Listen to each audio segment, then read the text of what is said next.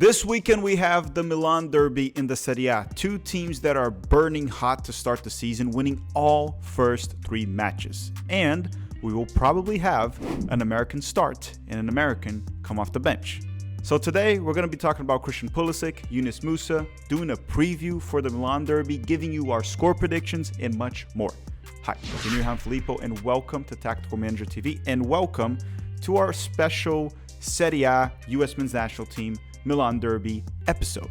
This is how it's going to go. Today we're going to have Marco Messina, the founder and host of Italian Football TV on YouTube, a fantastic Serie A and Italian national team channel. He also talks about the Serie A on CBS. He is an expert on the topic. He'll also be sharing a little bit of the history and the culture within this derby and hopefully give us his prediction at the end of the video. And you can let us know your score prediction for Inter Milan versus Milan that will be played this Saturday. And if you're American, will Pulisic get a goal? Will Pulisic get an assist? Let us know in the comment section down below. Drop a like, sit back, relax, and let's bring in Marco Messina.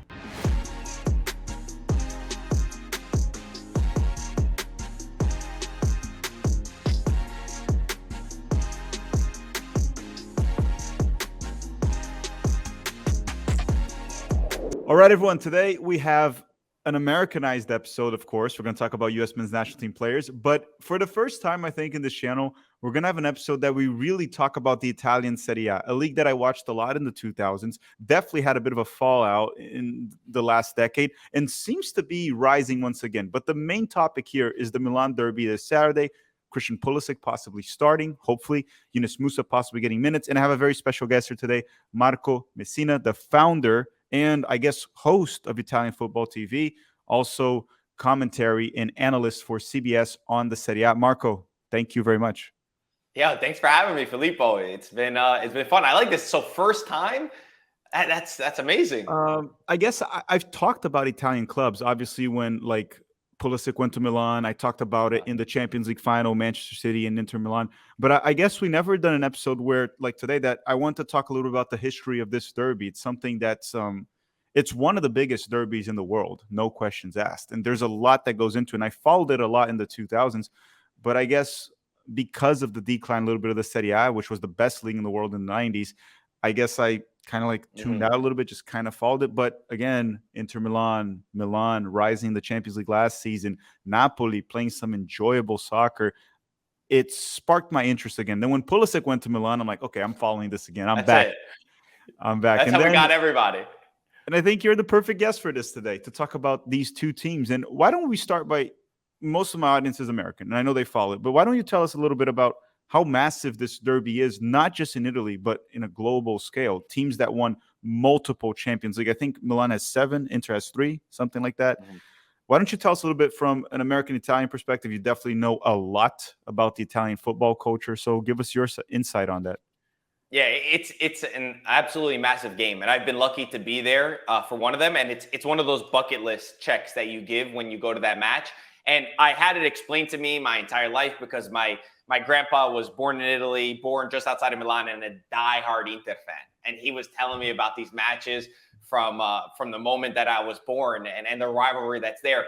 And the funny thing is, like, I know it's talked about. I think the one thing that people get wrong about this rivalry, though, for like an American audience or just general, is that there's not as much hatred as you think. There is hatred for sure, but it's kind of like calm. And the reason why it's like that is because if you're in Milan, families are split up between Milan and Inter fans. Like within the same family, you'll have like, a mother and son that are Milan fans, and then the father and daughter that are Inter fans. So it's like you can't really hate each other too much to the extent of like violence and stuff like that. Like Inter and Juve, there's a lot more hatred in that. There's some deep stuff that goes into it. So it's kind of nice that you could go to this game and in the same exact section, you'll just see a Milan fan and an Inter fan. There's kind of like that calmness. They all take, the metro afterwards on the same train. That's one little fun thing about this rivalry. But it really is emotions at the highest level. It's hard to explain.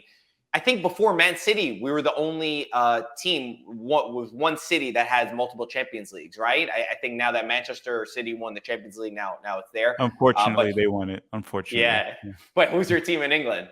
Well, I don't. So I don't have a dog in this fight in regards to team. I grew up watching a bit of Manchester United during the Fergie era. I really like That with Van explains it. Nistelrooy, Cristiano coming up, Wayne Rooney. But I don't. I wouldn't say I have like big emotions. My big attachment at the club level is Palmeiras from Brazil and the Okay. national team Brazil in the United States. And I guess in Major League Soccer, because I live in Orlando and I worked here with Orlando and everything, Orlando City. But I'll put Palmeiras. But in But you England, just don't like I City? I don't like Manchester City that much. I've always had a thing for Manchester United. I'm not going to say I'm a diehard and I'll go I get Gotcha. upset when Palmeiras loses, but I like to see Manchester United do well. So I didn't really enjoy seeing Manchester City, especially because Neither did Manchester I. City wasn't good when I was growing up. Right, they weren't very Yeah, good. none of us No, for any of us. But yeah, yeah, and then in the final, the way that it went, I was there. hmm Obviously, I was going for Inter, and they played such a good match, so I wasn't happy either. But yeah, this game has so much history. Some of the best players, some of the best Brazilian players as well. hmm Played in this derby, and I think now for the first, it's one of the first times where it's very hard to predict what's going to happen because it's some of the best Inter and Milan sides of recent years going at it. The amount of quality within both of these squads is pretty ridiculous, and they've both been perfect so far. We're only 3 games in, but they've all won their games, and Inter hasn't even conceded a goal yet. Yeah, and on top of that, these are two teams that came out of a season where they were in the Champions League semifinals. And regardless of people want to talk about their path and everything, I mean, Milan knocked out Napoli. That was arguably one of the best teams in the world last season in terms of performance and even results. They took the Mhm. Scudetto with ease, which I actually don't remember any team doing that in recent history besides when Juventus was Yeah, completely dominating the Serie A. So these two teams, their history, we talked about how they have multiple Champions League. They have more Champions League than the Manchester teams because United has what, like two or three Champions I League. think Manchester 3. Yeah, City, yeah, Manchester City has one. one. I believe Milan alone has more Champions League than both Manchester teams combined. And then you add the three that Inter Milan has. I even watched one, the Jose Mourinho one back in 2009 or 10. 2009, 2010. That was a Yeah. great season. That was one of the best teams that I can remember in recent years. And Mike Cohn was, oh my God. Mike Cohn that year, that's one of the best fullback seasons I've ever seen from a defender. I followed that team not you, but I mean Inter Milan. They had Maicon on the right back. Julio Cesar was the goalkeeper. Mm, You also had Argentine players. I think Cambiaso was playing there. Milito was up top. That was a very Milito. good Inter Milan side, and they weren't really expected to win when the season Mhm. started, but they won everything that season. They won Definitely not everything. Champions League. Yeah, I remember watching the Champions League with some friends, and like here in Brooklyn, a lot of people were just Barcelona fans. And that was really the moment where it was Barcelona with Messi and Xavi and Iniesta, and everyone's like, "All right, there's no way that this is going to happen." But Jose Mourinho, he found a way. He found a way to beat them, and it was a team that was sneaky good. Like with Eto, what they did, they sold Ibra that year. They brought Eto in. Milito was on fire. Schneider as the Schneider was attacking there, midfield, that was and he knocked out crazy. Brazil in the World Cup right after. Schneider. Oh, see, you remember that. I could feel the pain in your voice when you said that. Yeah, he scored we let Schneider, which is probably shorter than me, score a header against Brazil in the World Cup. But you're not But mad about it. You've let it go. no, I was mad at the Clearly. time. Now I'm okay with it. But Sounds anyhow, like it. going back to that, I'm gonna ask you a nasty question now. I want to see if you're gonna Okay. actually respond. Who's bigger, All right. Milan or Inter Milan? Milan. Milan's Milan. bigger. Okay, that was Yeah, a very quick Milan's bigger. response. Because I'm just going based off of globally, Milan is definitely bigger. I've Mhm. met more. They're the biggest team. Juventus is the biggest team within Italy. They have the most fans. But you go around the globe, there are so many Milan fans because they won more in Champions League. And that's at Mhm. the end of the day the best publicity. There's all these marketing stunts and creating jerseys and all this stuff. But winning is the best marketing tactic. You win, everyone around the world, and if you play a good style. And under those years with Silvio Berlusconi, what he built with that team was ridiculous. And like you said, had some of the best players. So I think that they're definitely biggest. But the argument for Inter would be they're the only Italian team to win the treble. No one ever won besides them the Champions League, the Scudetto, and the Coppa Italia all in the same year. So that would be the argument for Inter fans. But for me, Milan's bigger. Yeah, for me, it's always been Milan too. I've always even said, I don't know if you agree with this. I've always said that Milan to me is the biggest team in Italy in general. I know Juventus has more Serie A trophies, and Juventus definitely had a much better decade, that's for sure. Mm, But the thing that I have in my memory of Milan was back in the 2000s was that Kaká golden season. where Kaká was just above everything else. Mm. And the one thing I remember is that goal at Old Trafford, where he like kind of like sneaks through Manchester United, gets a little header, has two players collapse. I can't remember who they were. I think was it Patrice Evra, maybe? I can't remember the Manchester United players. Maybe Gabriel Heinze. I can't remember who they were. They collapse. He just finishes on Edwin van der Sar, knocks out Manchester United from the Champions League, and Kaká goes on to win the Ballon d'Or. He was the last player to win the Ballon d'Or prior to the Messi Ronaldo era. In terms of like big names of this this derby, because I want to talk about Pulisic right after this. What are the biggest names that come to mind when you remember this derby? It can be Italians, Brazilians. Who are the ones that you would remember right now?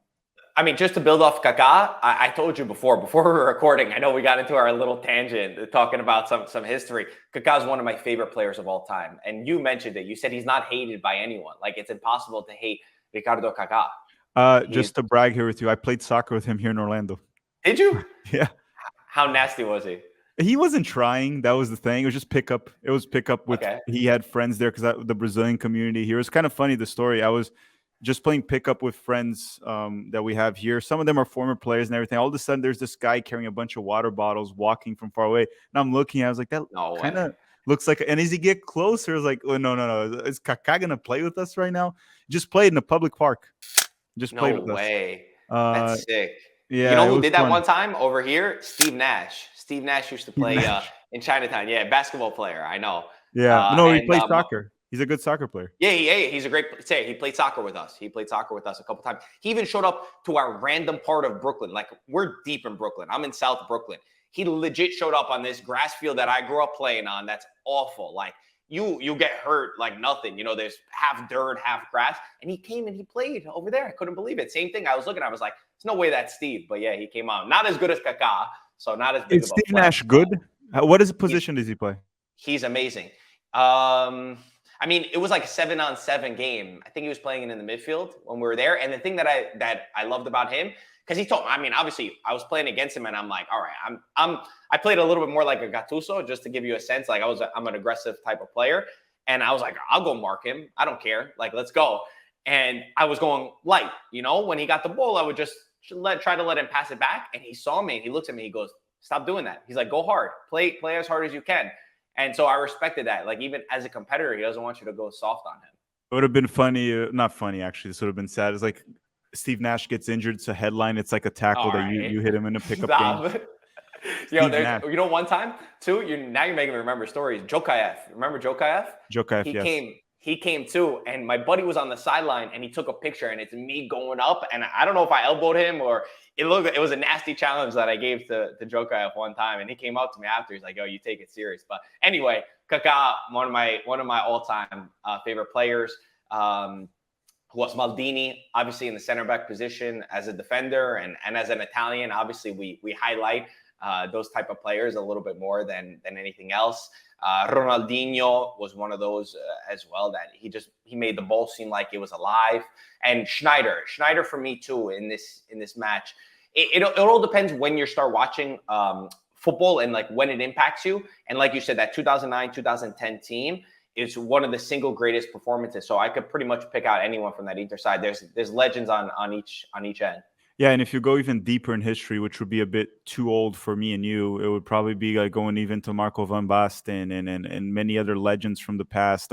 Clarence Seedorf. I guess that one we did watch, Clarence Seedorf. Yeah. But you can go even back. Baresi is the big one that, like, for my dad and my dad's generation, there's nobody compares to Franco Baresi.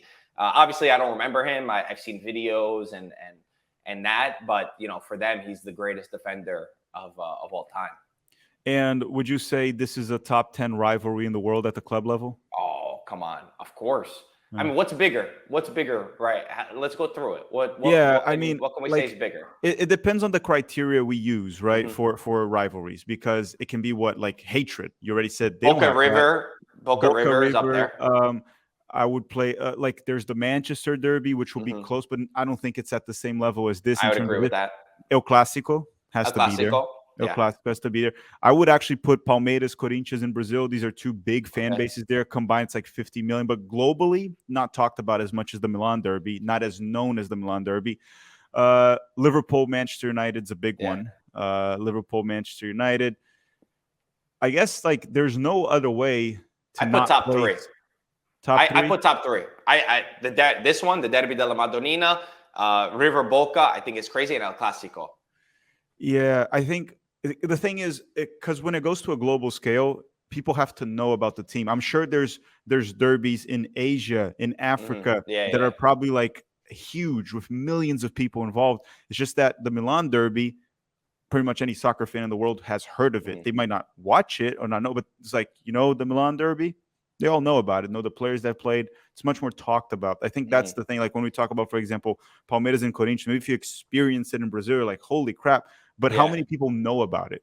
yeah. I wouldn't have known about it. I wouldn't have. Exactly. River and Boca, everyone knows, especially Yeah, the final they had a place in Europe because the fans were those ones are anyhow. crazy. That's Yeah. not the talk. But I'm gonna go through a question now. Let's go back to U.S. men's national team a little bit and talk about Christian Pulisic. He arrives in Milan. He's immediately an impact player, scoring goals, playing on the right wing, Rafael Leão on the left wing, Olivier Giroud up top. Olivier Giroud seems like he's out of this game. There's a few players that seem to be out. I have some names here for you. Tomori is suspended. Kalulu is injured. Olivier Giroud seems to be out as well. And Ismael Benacer is also out. Mhm. Stefano Sensi is out for Inter Milan. Do you think Pulisic will start? Because he's coming back from international break. Is he Yes. expected? He will?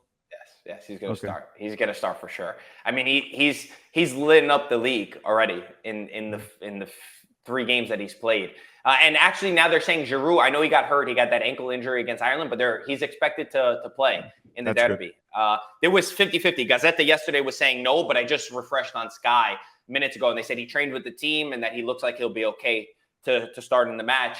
And he's obviously a massive piece, but Pulisic has been incredible. Like incredible on the right side. It's almost ridiculous. And I knew that he was going to step in because the players that he was replacing with Junior Messias and Salamakers, all respect to what they did for Milan, they helped them win, but they lack so much quality. I mean, the quality that Pulisic has compared to the quality that they had is on a different level. And it's more so his chemistry with everyone else that's really been impressive. Because you say, all right, there's a lot of new players to this attack. They're playing a different way. They're much more attacking than they were in the past. But immediately, he's linked up and the chemistry has not lacked from the first moment. Do you think he's because when I look at Milan, Rafael Leão to me is a lock on that left wing. Mm-hmm. Their best player, in my opinion, right now. Mm-hmm. And to me, even in regards to Portugal, maybe their best forward. I even said this in the World Cup. They didn't start Rafael Leão, which to me was very dumb Crazy. of Fernando Santos. There's a lot of dumb things, even like starting Cristiano in the beginning and having to bench him mid-World Cup. Yep. But anyhow, do you think there's any risk, putting injuries aside, Samuel Chukwueze, that's how you pronounce it, correct? Chukwueze, yep. Chukwueze. I seen Italian fans talking about this, how he could be a starter on the right wing.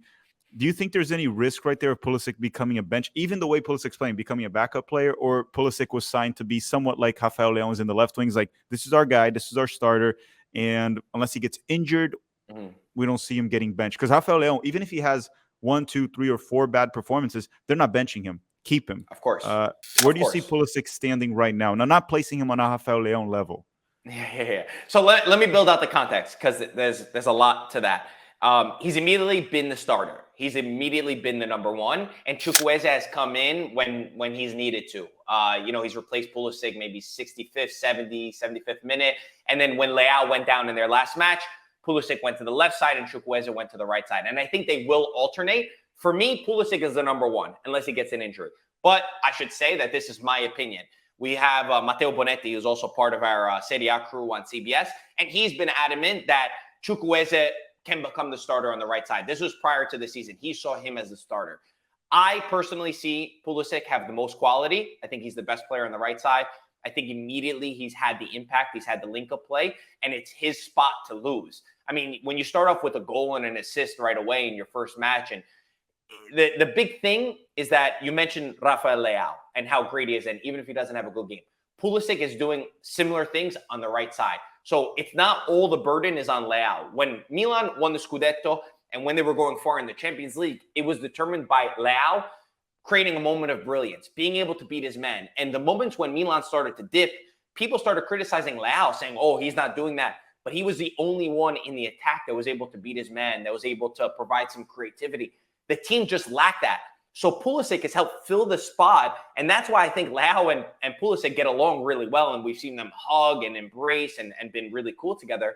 Because I think Leao's looking at him like, finally, I got another guy that's helping me out, that all the service is not just on me. And teams can't just double team Leao because you have Pulisic on the opposite side who could do a lot of similar things. I agree with you. Leao was on a better level, but Pulisic is up there with some of the best. Yeah, and then I think one thing you talked about, link-up play combination and chemistry that Pulisic had with his team. One advantage he has played in the past with Olivier Giroud, and they do know how to play. Yeah, Loftus-Cheek too. I forgot about him. So it does help Pulisic adapt quicker. Also, I don't know if you agree with this. I think you will.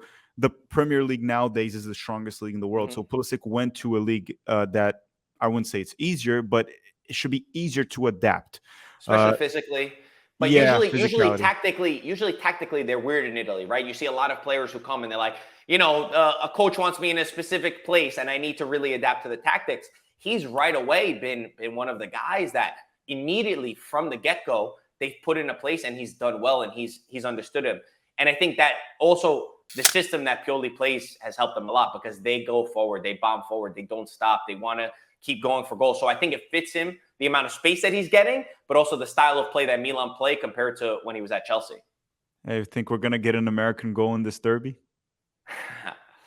An American goal in this derby? I don't know. Derbies are weird. They're so up in the air. Goal or assist? That's my bet. I'll put goal and assist. Pulisic. I'm fine with either one. I'm this season with Pulisic and Musah there. I'm a Milan fan, and I'm gonna go with Milan. I know this sounds weird to some fans across the globe. Like, how can you just change teams? No, I have my team, but in Europe, I mostly go for the Americans abroad and hope they do well. Therefore, usually I end up rooting for their teams. Makes sense. That's like everybody, right? But you have to have some sort of connection. Right. For me, I love Del Piero. Del Piero was my guy. There was nothing Del Piero could do wrong in my eyes. He was the gateway to wanting to like Juventus because I grew up as a Juventus fan. And as I told you, now that you're in the industry, you start appreciating all these other teams. But that's how we are as people. We love to connect to personalities. We love to connect to people that we like or that we see ourselves in. And even Pulisic, as a kid that's born in New York, to see Pulisic, who's from Pennsylvania, to play on Milan and to be an important player, it's still crazy. It's still one of those pinch yourselves moments, even though we shouldn't be surprised at this point. So it makes total sense that you like Milan now. Yeah, and the thing I have with Pulisic too is so American players for multiple generations, they've always been like these guys that grind out and like athletic players that fight. Pulisic's not the standard American player. There's ability, there's technique, and he's not like big, he's not super strong. It's just like a very skilled player, very slick, good on one-on-one situations. So it's a different type of American player. And I know this might seem like superficial and it doesn't matter too much, but I do want to see Europe and the world change the perception of how they see American players. See that, yes, we still have a lot of players that are that old school American, like Ryan, like England used to be to a certain extent, but we're changing. There's technical players and they're like Pulisic. I know he wasn't developed in Major League Soccer, but still a player developed in the United States that went to Dortmund at a young age. And I think Pulisic can do that because McKennie, for example, and talking about Juventus for a second, there's like, it's very weird, the Juventus fan base. There are Juve fans that really like Weston, but there's some Juve fans that it's like the American, not good, even though from my understanding, he's been fairly reliable for Juventus. I understand he struggled with Leeds, but for Juventus, during his time there, he's been fairly reliable, getting goals, covering a lot of ground. But from a technical standpoint, he ain't perfect. He simply isn't perfect. And I see the Italians getting bothered by that, the same way Brazilians do. It's like more of an athlete than a soccer player, even though Wes does have technique much more than most American players. Pulisic can change that, in my opinion, that way to view it. So this might annoy your audience too, because I know it's a lot of American fans, but I'll say it. Pulisic is one of those guys that makes you feel proud of that because he's technical and he like floats on the ball. He's like the perfect soccer player, and I totally agree with you. And that's one of the reasons why I think I never really connected with American soccer when I was growing up, especially even the coaches. Maybe it's personal experience of coaches that I had. They just want the big physical guy who will tower and run and is huge and exactly what you were just mentioning. And I came from a different school of thought and I watched a different type of football that I appreciated different types of players. And Pulisic's been that first type of player that I'm like, wow, he's technical. He's great on the ball. Gio Reyna is another one. I don't know how you feel Sure. about him, but on the ball, I'm Same just way. saying Same way. technically, I love those kind of players, and they do help change the face. And of course, when you go to Italy and you talk to them about American players, and I went on Milan's official channel like 2 weeks ago, and what they're like, oh my God, this American kid is pretty good. Like, they don't even realize. So I totally agree with you. That's sort of been the perception. Yeah, I think it's changes. It's somewhat like England, right? England loved in the past to play in that 4-4-2 with a big man up top and a second strike and go long, find the big man up top. Yeah, long Very ball. physical. Americans I guess it translates from other sports culture in the US, right? Where athleticism is overemphasized and extremely important. But again, athleticism is important for any sport. But in soccer, if you go around the globe, besides England, if you go to like Italy, Spain, Portugal, Brazil, Argentina, we all have a thing for technical players that you see ability on the ball rather to like how high they can jump, something Yeah. like that, or how fast they are. Yeah. I understand all that is important, and all the world-class players, they have speed, they have power, they have all of that, but that is something that I want to change. And I know Italians have a culture more similar to Brazil, not in terms of playing attacking soccer, but in terms of like having actual skilled players. Italian defenders are always ball-playing defenders. They're always technical, the center backs. Reading the You don't game see, too. Just yes. understanding where to be tactically. Mhm. Like, that's such an important aspect of the game that I think, like you said, in other cultures and here in America, we never really put an emphasis on it in the past. But now for sure it's totally changing. Now, to coming close to an end here in this episode, we talked about Pulisic. There's one more American in Milan, Yunus Musah. A different situation. He's arriving. He's going to have to figure a way to get minutes right now. What's the situation with Musah in Milan right now? How do you see this season going forward for him in terms of minutes? So Musah is actually, when I remember watching the USA play, and like I said, I never grew up as a crazy USA fan. Like, of course, I always rooted for them as my second team after Italy, just to be honest. But I remember watching USA play. I believe it was the Nations League or Nations League final, and I remember being extremely impressed with Yunus Musah and saying, my gosh, he's another one of those players that just so tactically intelligent, understood where to be, great on the ball. And he was one of the players that I really loved. And now to see him come to Italy, I was like, he's perfect for our style of play, is my first thought. Now, he's gone to a team, and I respect to him, he's chose a project where he has to fight for his spot, right? He has to fight for his spot because, number one, Krunic is in the position that he is right now, where he seems like he's a lock starter. And Krunic, for the people that don't know, because not many people know about Krunic, and he's sort of been like this kind of meme within Italy about why Krunic always plays, but now he's really doing well, and he's winning a lot of fans over. He's Pioli's favorite player, or probably his favorite player within the squad. I keep saying he's kind of like the teacher's pet. There's one coach that always has his favorite player that no matter what, he always has to play. That's Krunic. And I believe actually Pulisic gave an interview where he said he's the smartest player on the ball. Krunic basically helps provide a little bit more defensive ability and a little bit of the build-up play, which sometimes they've lacked. So he's got to fight for that spot. That's already one spot that's locked. Now you have Loftus-Cheek and Reinders, who are a little bit different, but have also come into the team, and they've brought so much to the squad. So immediately Musah has to start on the bench. The great thing is that he came in, he did his job. He had one really great darting run forward that I remember was going around all over social media. So he's looked good. And from what you've heard from Pioli, like, he will have his time and have his minutes. This is a Milan side that behind the scenes was built to compete on three fronts. That's been their goal. They went to the Champions League semifinal, and what did they do? They were not able to compete for the Scudetto, which is a massive, important part to the team's ability. So the management said, we need a squad that's big enough, that has a lot of depth to compete in all these competitions. For me, that's where Musah will play his part. He'll play his part when there's injuries. He'll play his parts when they have 3 games in 7 days in a week and a game every couple of days. That's just the reality of the situation. That's not to say that Musah's not a good player. I think he's a very good player, but he's still a youngster that's trying to break into an 11 that is already kind of set in stone, is how I put it.